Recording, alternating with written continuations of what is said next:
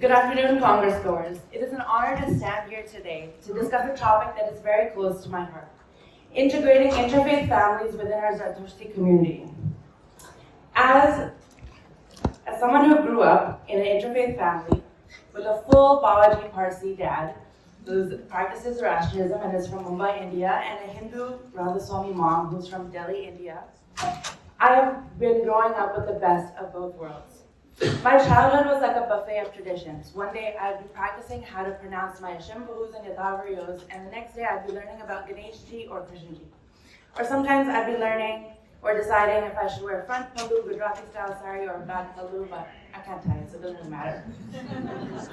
As wonderful as it sounds, being part of an interfaith family comes with its set of challenges, barriers, and restrictions. There are moments of feeling like an outsider, moments of feeling like traditions seem like exclusive clubs rather than welcoming spaces. And I know that my mom, my older sister, and I are not the only ones who feel this way, as interfaith families are becoming increasingly common in our community. So that's why I'm here today, because inclusivity is not just a nice-to-have thing, it's essential for our community's growth, strength, resilience, and relevance. So let's start with the why. If you think about it, the Zoroastrian community has always been small but mighty, like a vibrant flame, one that you'd see in an Atash Garam or in an Agyari. But flames need fuel, and that fuel is all of you guys, our people. By integrating and including these families, we are not just growing in numbers, we're enriching our diversity, our perspectives, our traditions, our culture, and our religion itself. For younger generations like mine, Generation Z, diversity isn't just a buzzword, it is our reality. We grew up in a world where friends, classmates, professors, teachers, teammates, they all came from different backgrounds. Even TikTok influencers and celebrities, they come from anywhere. We're natural bridge builders, and we have the tools to drive inclusivity in a way that ensures that no one feels like they're standing on the outside looking in, but rather they're already on the inside looking around them with their peers. Now let's talk about the roadblocks, the challenges, and the misconceptions that I mentioned earlier. Interfaith families often face challenges like feeling excluded from the community or misunderstood by the broader community. When I was younger and I started studying for my Navjot prayers, I was joking to my dad, if I forget my Sadr Kasi prayers, is my Navjot going to get canceled? And as a funny person that I am, my dad laughed, but it really brings a serious, deeper issue. I felt like sometimes I wouldn't be Zoroastrian enough to get my Navjot done or to be a part of this amazing community.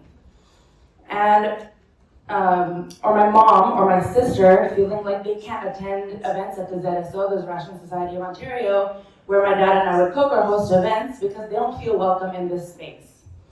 So this is where we as a community have to ask ourselves, are our traditions about who we exclude or are they about who we include?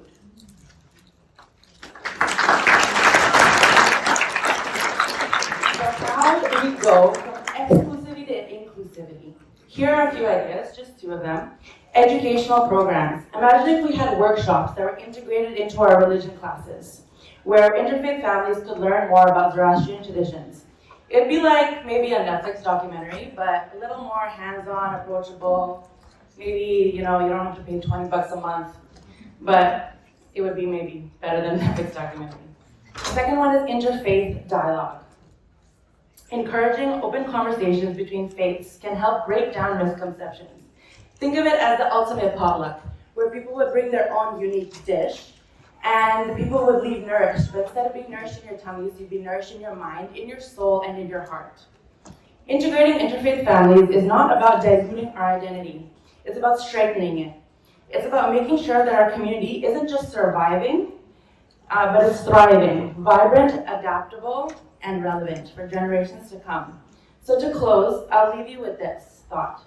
In our prayers, we talk about fire as a symbol of purity and strength. But what keeps a fire burning? A combination of elements, fuel, oxygen, and a little bit of a spark. I mentioned earlier that the fuel is our people, but the spark is the interfaith families that are in our community. So let's not dim that spark, let's nurture it. Thank you.